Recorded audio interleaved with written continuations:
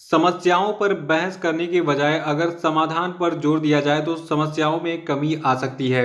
नमस्कार दोस्तों, आज के वीडियो में डिस्कस करेंगे हम 1 जून के करंट अफेयर पे। तो देखिए, आज से नया महीना स्टार्ट हो रहा है 2020 का। और आप सभी लोगों को सबसे पहले इस आने वाले नए महीने की शुभकामनाएं दे दूं, क्योंकि पिछले 3 महीनों से आप लोग घर में पड़े हुए हैं, मार्च अप्रैल मई से। ठीक है, तो देखिए आज आपके लिए कुछ खुशखबरी है। आज जो है लॉकडाउन हटने वाला भी है। तो अभी हम जानेंगे एक प्रश्न के माध्यम से आज लॉकडाउन कैसे हटेगा पूरे इंडिया में। तो देखिए, जो आपका आज का 1 जून का करंट अफेयर सेशन है, ठीक है, इसमें आज हम टोटल जो है 11 करंट अफेयर चर्चा करेंगे और साथ में इनसे जुड़े जितने भी स्पेशल फैक्ट हैं उन पर हम पूरे डिटेल में चर्चा करेंगे। और देखिए, इस वीडियो के लास्ट में आपसे 5 प्रश्न भी पूछे जाएंगे, तो आपको इन पांचों प्रश्नों के जवाब भी देने हैं। तो शुरू से लास्ट तक वीडियो में बने रहिए और इस वीडियो को पूरा देखने के बाद आप इसकी पीडीएफ फाइल जो है वो भी डाउनलोड कर सकते हैं। नीचे डिस्क्रिप्शन बॉक्स में आपको इस वीडियो के पीडीएफ के लिए मिल जाएगी।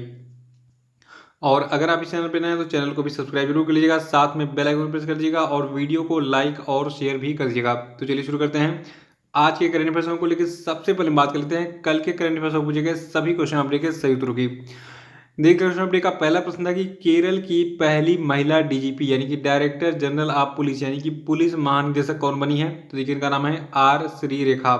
और इनके बारे में कुछ विशेष चीजें जो मैंने आपको परसों के वीडियो में बताई थी, तो परसों का वीडियो देख के उसको रिवाइज कर डालेगा। और दूसरा था कि संयुक्त राष्ट्र अंतर्राष्ट्रीय शांति सैनिक दिवस जो है ये किस तिथि को मनाता है। तो देखिए, ये तिथि आपकी है 29 मई। और तीसरा था कि अंतर्राष्ट्रीय महिला स्वास्थ्य कार्रवाई दिवस जो है ये किस तिथि को मनाया गया। तो देखिए, ये तिथि आपकी है 28 मई। और चौथा था कि वर्ल्ड डाइजेस्टिव हेल्थ डे जो है ये किस तिथि को मनाया जाता है। तो देखिए, ये तिथि आपकी है 29 मई। ठीक है, और पांचवा था कि छत्तीसगढ़ के पहले मुख्यमंत्री कौन थे जिनका अभी हाल ही में निधन हो गया। तो देखिए, इनका नाम था अजीत जोगी। और आज के करंट अफेयर का पहला प्रश्न है कि हाल ही में अमेरिका ने किस देश के छात्रों और शोधकर्ताओं को देश में प्रवेश पर जो है प्रतिबंध लगा दिया है।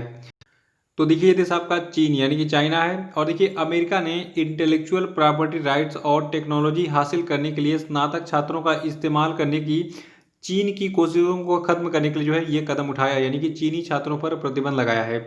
देखिए, चीन जो है ये एक साजिश के तहत जो वहाँ का आर्मी है, पीपुल्स लिबरेशन आर्मी, ठीक है, तो अपने आर्मी के जवानों को कहाँ भेज रहा था अमेरिका में कि जाओ वहाँ पे और वहाँ की टेक्नोलॉजी का ज्ञान लो और क्या क्या चीज़ें उनके पास यूनिक है उनको सीख के आओ चाइना में, फिर उसके बाद जो है उन्हीं के टेक्निक से जो है हम उनको जवाब देंगे। तो ये चीज़ अमेरिका भाप गया और फिर उसके बाद अमेरिका ने कहा कि भैया जाओ, तुम्हारे स्टूडेंटों को हम जो है अपने देश में आने ही नहीं देंगे। ठीक है, तो इसी को देखते हुए हाल ही में अमेरिका ने चीनी छात्रों और जो रिसर्चर्स यानी कि शोधकर्ता हैं उनको जो है अपने देश में आने पर प्रतिबंधित कर दिया है। ठीक है, तो ये डिटेल्स याद रखिएगा। और देखिए, यहाँ पे 2 फोटोज दिख रही हैं, ये दोनों जो है दोनों देशों के राष्ट्रपति हैं, एक चीन का है दूसरा अमेरिका का है। देखिए, जो चीन के राष्ट्रपति इनका नाम है शी जिनपिंग और जो अमेरिका के राष्ट्रपति हैं इनका नाम है डोनाल्ड ट्रंप। दूसरा प्रश्न है कि हाल ही में किस तिथि से लॉकडाउन को हटाने के लिए अनलॉक 1.0 नाम से जो है एक गाइडलाइन जारी किया गया है। तो देखिए, ये तिथि आपकी है 1 जून। देखिए, जो आपका ये अनलॉक 1 नाम का एडवाइजरी जारी किया गया बिहार में केंद्र सरकार के द्वारा, तो इसके मुताबिक 1 जून से 30 जून 2020 तक केंद्र सरकार के अनुसार ही प्रतिबंध लागू रहेगा पूरे इंडिया में। और क्या क्या चीज़ें मतलब खुलेंगी और किन किन चीज़ों पर जो है अभी भी प्रतिबंध रहेगा ये डिटेल में जान लीजिए, क्योंकि आज से आपकी लाइफ स्टाइल जो है बिल्कुल अच्छी होने वाली है, लेकिन आपको थोड़ी सी सावधानी बरतनी पड़ेगी। देखिए, 1 जून से यानी कि आज सोमवार से जो है जितने भी सरकारी ऑफिस है ये पूरी क्षमता के साथ खुलेंगे। बाजार रोटेशन बेसिस पर जो है सुबह 9 बजे से 9 बजे तक खुलेगा। और जो आपका सुपर मार्केट है, ब्यूटी पार्लर है, सैलून है, ये सभी खुलेंगे। और एक राज्य से दूसरे राज्य जाने के लिए जो है पास की जरूरत नहीं होगी, यानी कि अगर आप उत्तर प्रदेश से हैं तो अगर आपको बिहार जाना है तो आपको अब पास बनवाने की जरूरत नहीं पड़ेगी, मतलब आप किसी भी राज्य से किसी अन्य राज्य में जा सकते हैं बिना पास के। और देखिए, मिठाई की जो दुकान है ये खुलेंगी, लेकिन वहाँ पे बैठ के मिठाई खाना मना होगा। शहरों में साप्ताहिक हाट नहीं लगेगी और अंतर्राष्ट्रीय विमान सेवाएं, मेट्रो सेवाएं अगले आदेश तक जो है अभी बंद रहेंगी। ठीक है, और बारात घर खोले जाएंगे, लेकिन 30 लोगों की उपस्थिति ही मान्य होगी, यानी कि अगर आपको शादी करनी है तो 30 लोगों को लेकर जाइए बारात घर में और धूमधाम से क्या मतलब शादी कर लीजिए, किसी तरीके से निपटा लीजिए। तो ये है आपका अनलॉक 1.0। ठीक है, इसको लॉकडाउन को हटाने के लिए जो है हाल ही में जारी किया गया है। और तीसरा प्रश्न है कि हाल ही में भारतीय खेल प्राधिकरण यानी कि स्पोर्ट अथॉरिटी ऑफ इंडिया के जो महानिदेशक थे संदीप प्रधान, इनका कार्यकाल जो है कितना बढ़ाया गया है। तो देखिए, जो आपके संदीप प्रधान है इनका कार्यकाल बढ़ाया गया है टोटल 2 सालों के लिए। और ये विस्तारित कार्यकाल जो है ये 6 जून 2020 से जो है लागू होगा। तो एक लाइन में दिमाग में फिट कर लीजिए कि संदीप प्रधान जो कि भारतीय खेल प्राधिकरण यानी कि स्पोर्ट अथॉरिटी ऑफ इंडिया के महानिदेशक है, इनका कार्यकाल अभी हाल ही में 2 सालों के लिए बढ़ाया गया है। और देखिए जो आपका भारतीय खेल प्राधिकरण है, इसका मुख्यालय दिल्ली में स्थित है और भारतीय खेल प्राधिकरण की स्थापना 25 जनवरी 1984 को की गई थी। चौथा प्रश्न है कि हाल ही में किस राज्य में स्थित INS कलिंग नेवल बेस में मिसाइल पार्क अग्निप्रस्थ का जो है आधारशिला रखा गया। तो देखिए अग्निप्रस्थ नामक इस मिसाइल पार्क का जो है आधारशिला रखा गया अभी हाल ही में आंध्र प्रदेश के विशाखापत्तनम में स्थित जो आपका INS कलिंग नेवल बेस है वहां पे। देखिए आंध्र प्रदेश के विशाखापत्तनम में स्थित जो आपका ये नेवल बेस है INS कलिंग, ठीक है। तो इसमें इस मिसाइल पार्क अग्निप्रस्थ का जब निर्माण पूरा हो जाएगा तो इसके बाद इसे जो है INS कलिंग के उन सभी अधिकारियों, नाविकों, सहायक कर्मचारियों को समर्पित किया जाएगा जिन्होंने वर्ष 1981 में जो है इसकी स्थापना के बाद से इस बेस में अपनी सेवाएं प्रदान की हैं।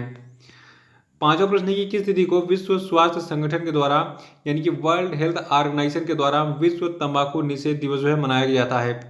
तो देखिए तिथि आपकी है 31 मई। हर साल हम 31 मई को मनाते हैं विश्व तंबाकू निषेध दिवस यानी कि वर्ल्ड नो टोबैको डे।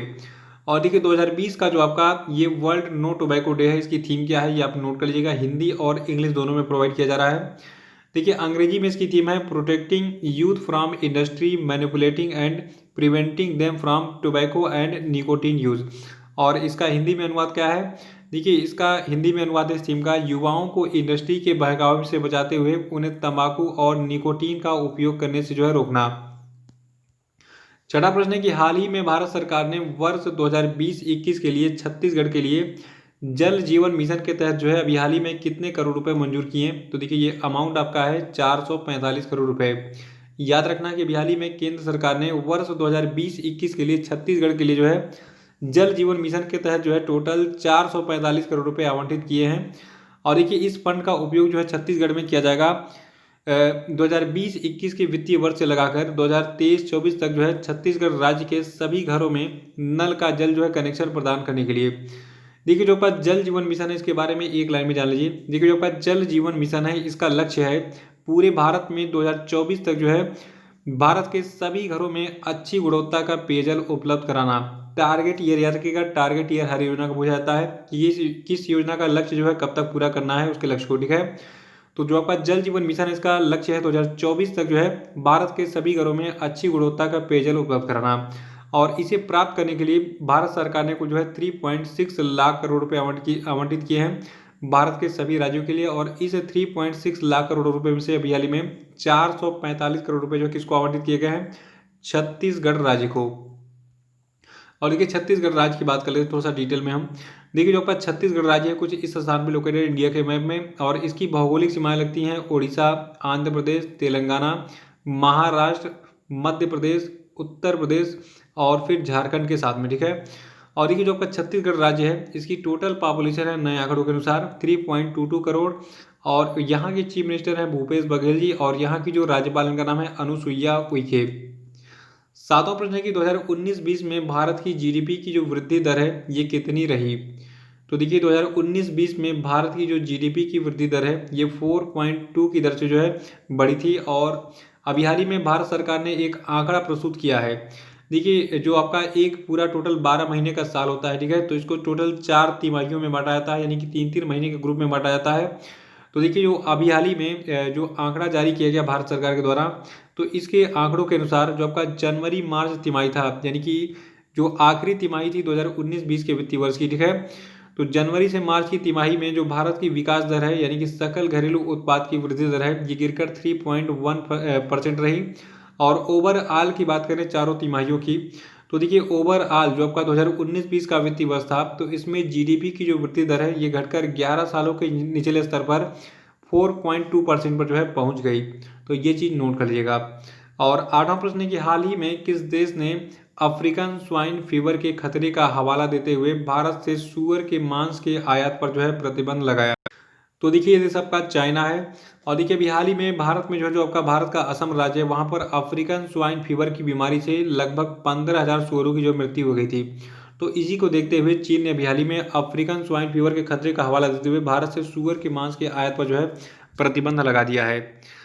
और नवा प्रश्न है कि हाल ही में किस देश ने G7 देशों के साथ जो है कृत्रिम बुद्धिमत्ता के उपयोग के लिए नैतिक दिशा निर्देश निर्धारित करने के लिए global partners on artificial intelligence पर जो है वैश्विक भागीदारी की शुरुआत की है। तो देखिए ये देश आपका है अमेरिका। अभी हाल ही में अमेरिका ने जो है G7 देशों के साथ कृत्रिम बुद्धिमत्ता यानी कि आर्टिफिशियल इंटेलिजेंस के उपयोग के लिए जो है नैतिक दिशा निर्देशों को निर्धारित करने के लिए, याद रखिएगा, global partners on artificial intelligence पर जो है एक वैश्विक भागीदारी की शुरुआत की।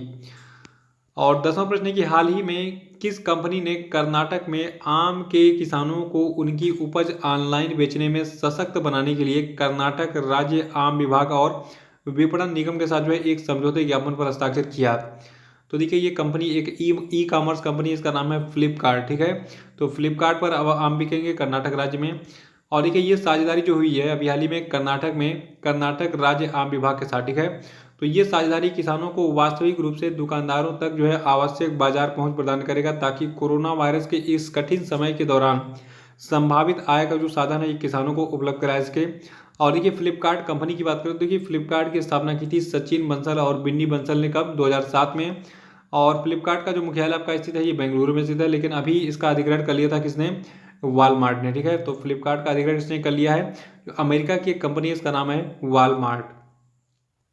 11वां प्रश्न है कि हाल ही में किस कंपनी ने अपने 2.6 मिलियन शेयर धारकों के राइट्स इशू से जुड़े मुद्दों को संबोधित करने के लिए व्हाट्सएप चैटबॉट लॉन्च किया।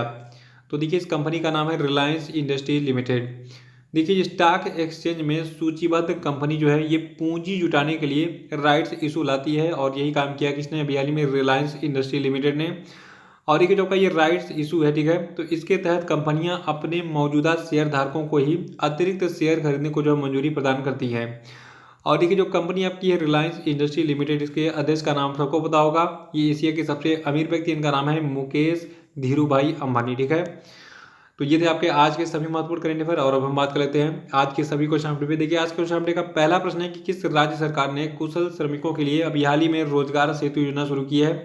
इसका आंसर बताइए। अगर आंसर नहीं पता तो कल का वीडियो देखिए, उसको तुरंत रिवाइज कर डालिएगा।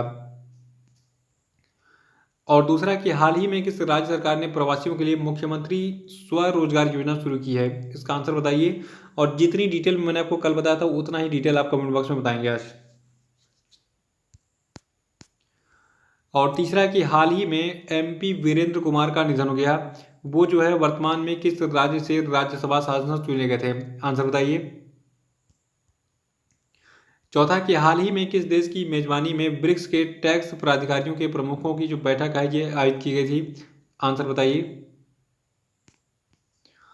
और आखिरी प्रश्न आपके लिए कि एयरलाइंस कंपनी इंडिगो के नए स्वतंत्र निदेशक कौन बने हैं, इनका नाम बताइए। तो इसी प्रश्न के साथ आज का करेंट अफेयर्स समाप्त होता है। कल फिर मिलेंगे। कल के करेंट अफेयर्स साथ वीडियो को लाइक करके इसको शेयर कर दीजिएगा। जो लोग नए वो चैनल को सब्सक्राइब कर लेंगे ताकि मेरे अगले वीडियो का नोटिफिकेशन आपको ऑटोमेटिक और सबसे पहले मिल जाए। तो इसी के साथ बहुत बहुत धन्यवाद। Thank you and have a nice day.